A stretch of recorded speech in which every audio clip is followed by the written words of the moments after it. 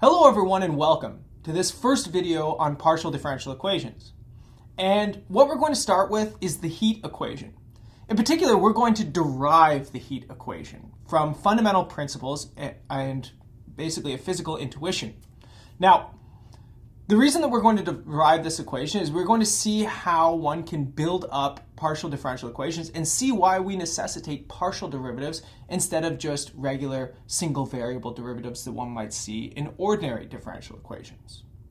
And again, I will emphasize that the heat equation is one of the most fundamental and prototypical differential equations that we work with. It goes all the way back to Fourier in the 1700s, where he's trying to understand heat flow and derive similar equations.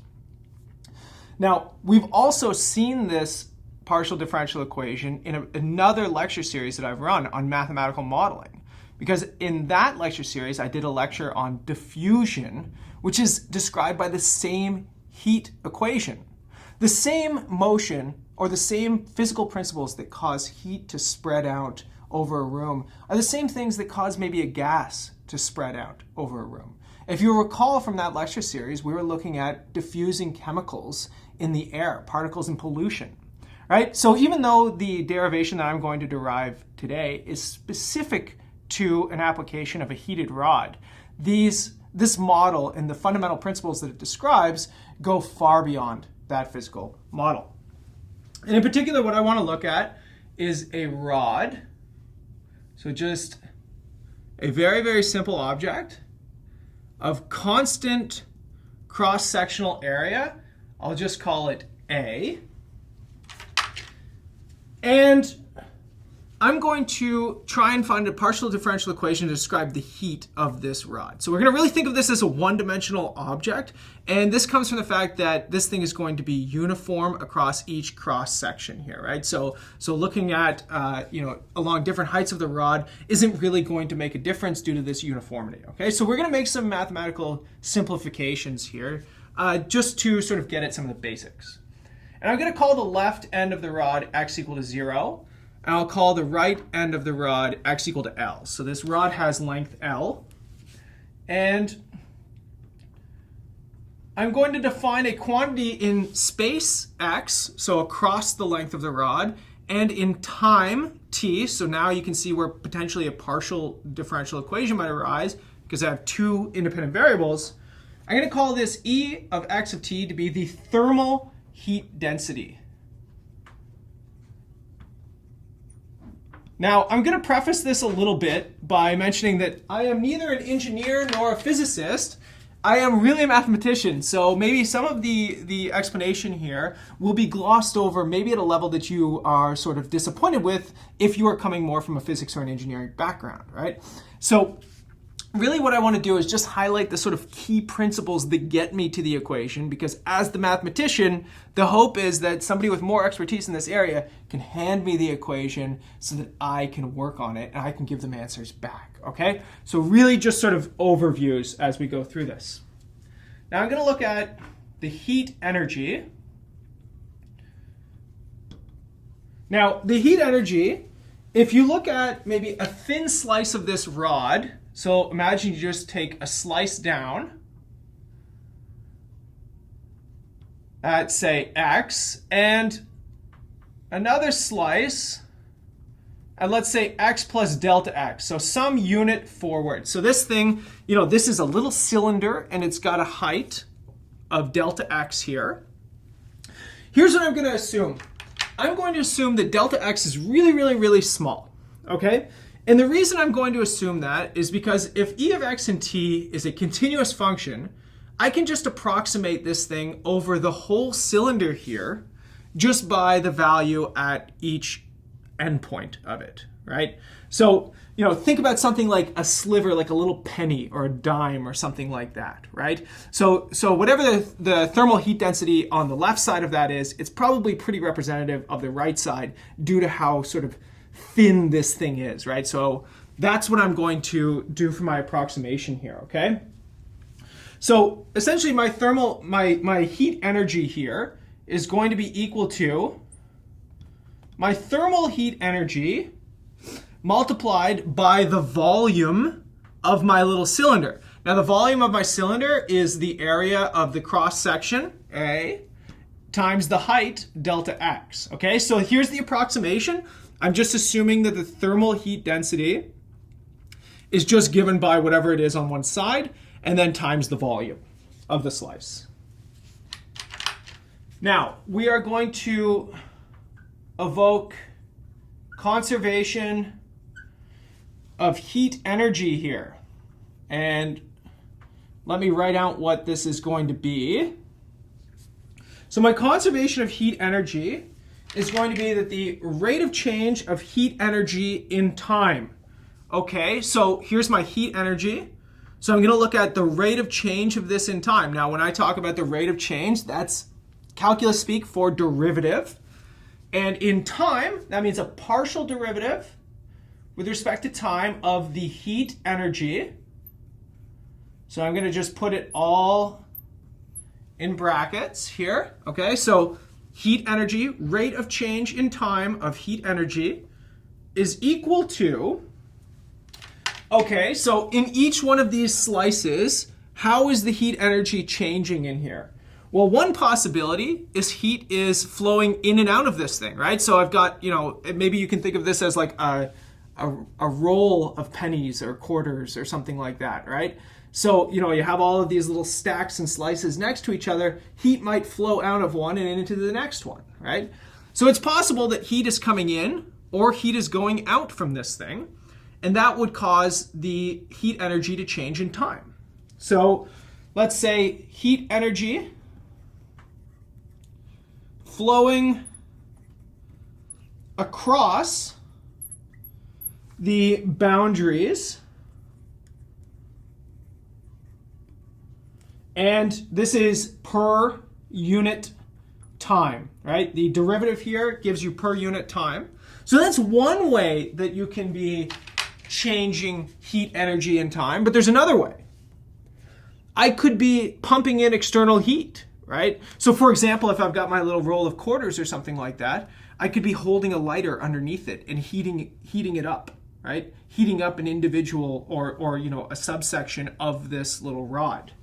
So you could say heat energy generated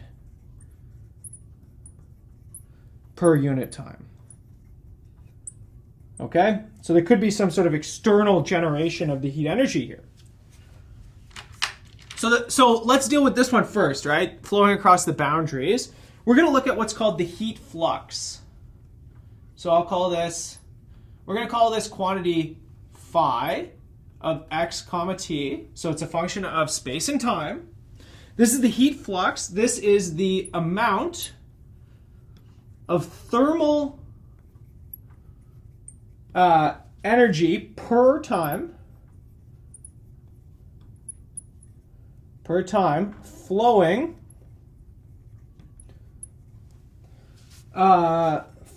to the right. You're right. Per unit surface area. Okay, this is a mouthful, right? Okay, the flux, that typically means movement here. So it's the amount of thermal energy per unit time. Okay, so it's a rate of change per unit time flowing to the right per surface area. So essentially, it's talking about the movement of heat, right? So you could have these quantities. And you'll notice here that I sort of gave it an orientation, right? So it's flowing to the right. So when phi is positive, I'm talking about heat flowing to the right. That's why my arrows are right here. But of course, if phi is negative, that just means that heat is flowing to the left. Okay, the heat flux is flowing to the left. So then the heat energy, flowing across the boundaries,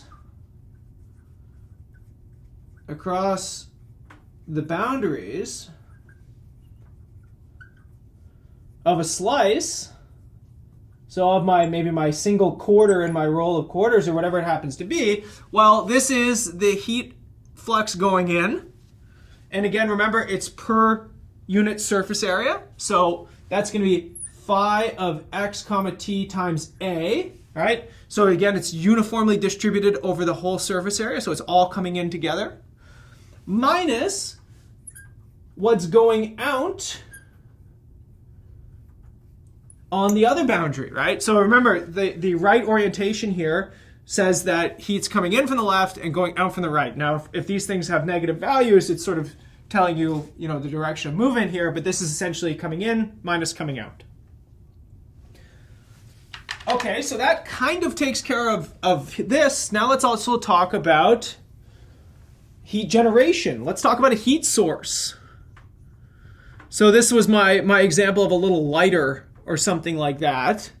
I'm just going to call this Q of x comma t. So the amount of heat that's being applied could depend on where you're applying it and when you're applying it, right? So maybe I'm taking my lighter and I'm moving it back and forth. That would mean that it's changing space in time, right? So, at the beginning, it's focused on the right side of the rod, then I move it across, and, after 1 second, it's focused on the left, and so on and so forth, right? So this is allowing movement in both space and time. And this is heat energy per unit volume. So per unit volume generated per unit time. So again, it's a rate, right?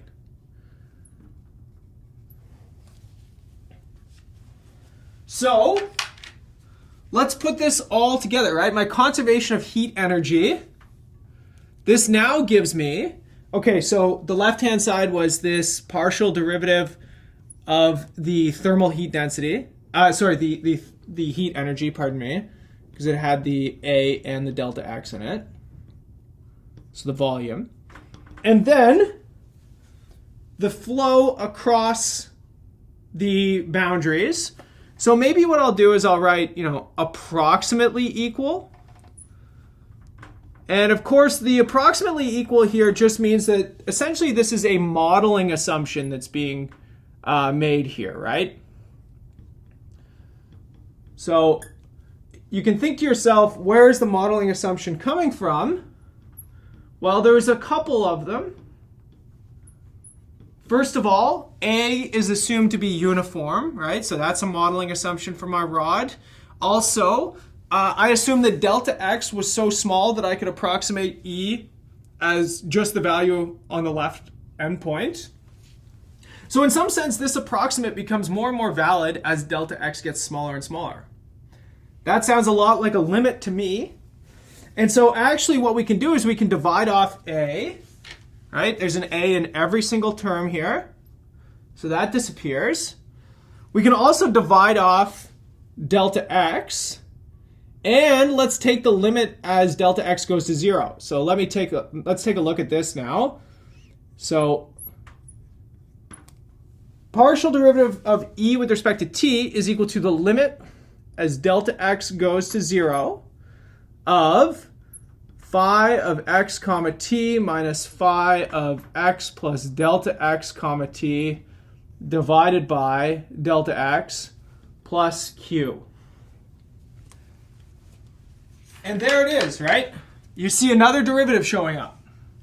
So this gives me partial derivative of E with respect to t is equal to the minus partial derivative of phi with respect to x plus q. I'm going to suppress some of the quantities in here. So everything is a function of space and time. But there's still an issue with this, right? It's not perfect for us because we've got a lot of unknowns. So Q is assumed to be known, right? I know how the external heat is being applied, but the heat flux and the thermal heat density are unknown to us. So we have sort of two unknowns and only one equation. Of course, maybe you know from linear algebra, that's kind of a bad thing here. So what I'm going to do is I'm going to frame everything in terms of temperature. So let's say let U of xt equal to the temperature.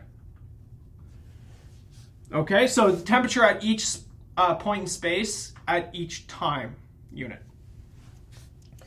And then what I'm also going to introduce is this quantity C, which is called a function of just x, which is called the specific, so the specific heat. Now, the specific heat is defined as the heat energy required to a unit of mass of substance to raise the temperature 1 unit, okay? So here's the real modeling assumption that we're going to make, okay? C should actually be a function of U as well, okay? Now, if I made C a function of U, everyone's life would be miserable, and we would be starting way too complicated for this specific course. So for now, I'm going to assume that the specific heat is just a function of space, okay? So maybe it varies across space, but it does not depend on the temperature. If you want to make this more realistic, of course, C should depend on U, but then you're into the realm of extremely complicated partial differential equations already. But this actually allows me to talk about the thermal energy again, okay? So the thermal energy, this is just the thermal heat density and then times the volume, right? So this is just the heat energy, so I called it thermal energy here, but it's the same thing. But then this thing is actually, well, this is equivalently the energy required to raise the temperature from 0 degrees to the actual temperature at U of x comma t. So this means that this should be really C of x, U of x comma t, rho of x, which I'll explain in a second, A delta x. Okay, so what is this? The specific heat to raise yourself up to the current temperature. Here's volume. Now what is this rho term? Rho is the mass density. Mass density. Okay, so basically what I'm saying here is that the rod has a mass density that could vary across the rod, right? So it could be more dense on one end and it could be less dense on the other end, or vice versa, right? But here I'm allowing a little bit of generality. I'm saying the density of the rod can vary across the rod. It can vary in space. It's not going to vary in time, though. That wouldn't make any real sense, right? Somehow you have this sort of like elasticy process almost that wouldn't quite make sense. But let's knock off some common terms. So really what this gives me is that E can be related to the temperature, because now it's C of x, rho of x, U of x comma t. So now I've got this term can be related in terms of the temperature, right? The next thing that I want to do is I want to apply Fourier's law. So for most of the study of the heat equation goes back to Joseph Fourier. You might be familiar with Fourier's name because we know things like the Fourier functions, the Fourier basis functions, the Fourier transform, right? A lot of things sort of named after Fourier, and a lot of things that Fourier was working on specifically to understand heat flow, right? And in particular, this equation that we're going to get to. So let's look at Fourier's law. Fourier's law basically says that the heat flux is going to be proportional to, so I have a constant here, or I have a coefficient, to the change in temperature, okay? So essentially what this is saying, look at if the derivative of the temperature in space is large, that means that the slope is really, really high, right? In absolute value. So that means that there's a massive temperature change in a very, very small unit of space. So that means that that massive temperature change, Fourier's law says it wants to even itself out. It says that you're going to see a lot of movement of heat, right? The sort of hotter area is going to move into the cooler area, and the cooler area is going to move into the hotter area. Whereas if this is sort of relatively constant, right? There's not a whole lot of change in temperature, right? The temperature over here is similar to the temperature over there. then there's not going to be a whole lot of movement. There's not going to be a lot of flux in the heat, okay? So there's something sort of slightly intuitive about this. And again, you could think about this, as I mentioned, in terms of pollutants, right? So if you dump a bunch of pollutants into a pond or something like that, you know, areas where there's high concentrations of pollutants, they're going to sort of spread and flood into areas where there's low concentrations, right? And essentially that's what this is saying here, right? Places where there are massive changes, lots of pollutants, no pollutants, you're going to see this sort of invasion in this mixing process. And here, just in case you're wondering, this K naught term is called the thermal conductivity. So typically, this is a function of space as well. Essentially, this is something that would vary across the rod potentially, okay? So it's sort of how conductive each sort of aspect or each piece of the rod is. Maybe you've got a rod that, you know, one half of it is made of iron and the other half of it is made of something else, lithium, for example, right? Or something like that, right? So these things would have two different heat conductivity coefficients, and so maybe this thing would be piecewise constant, right? The iron might have a higher, lower value than the lithium component. But look what I did, right? I put all of these things together. I've got phi in terms of u, I've got E in terms of u, I've got everything in terms of u. So now I have the heat equation. Here it is, okay? So let's take a look at this. If I take a partial derivative with respect to t, I get c times rho, which I'm just going to suppress the dependence on x for the time being. Partial derivative of u with respect to t is equal to partial derivative with respect to x of k naught, partial u, partial x, plus q, q of x and t. But I'm just going to call it q for now.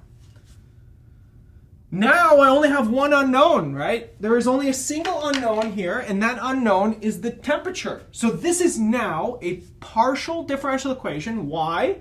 There are partial derivatives. There's a mixture of derivatives in time and in space of a single unknown quantity, the temperature of the rod at each point in space and time.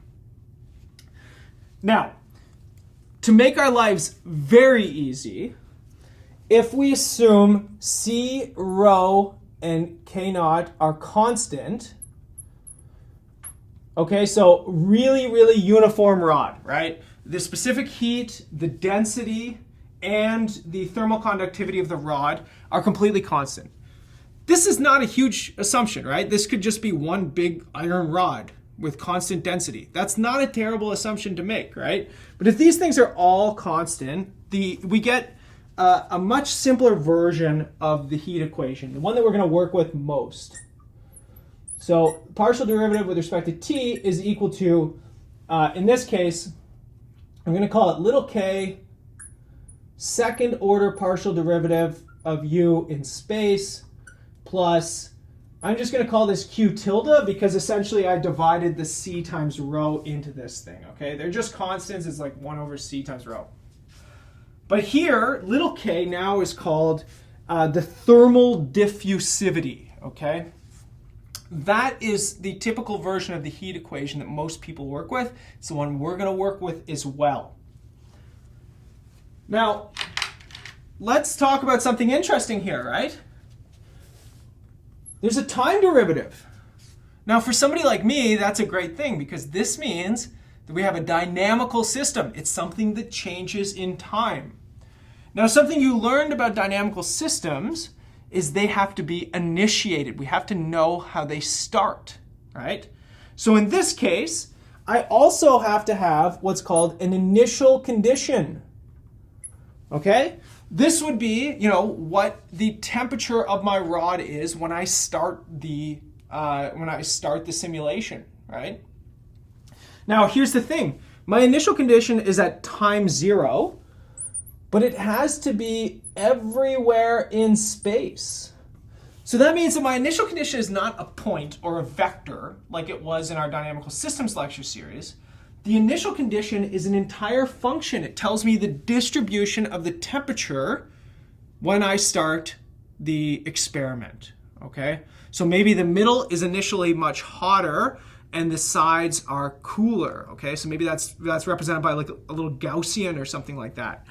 But here, this is what I really want you to notice. It is a dynamical system. It changes in time. There's a time derivative here. There's a flow through time of this process.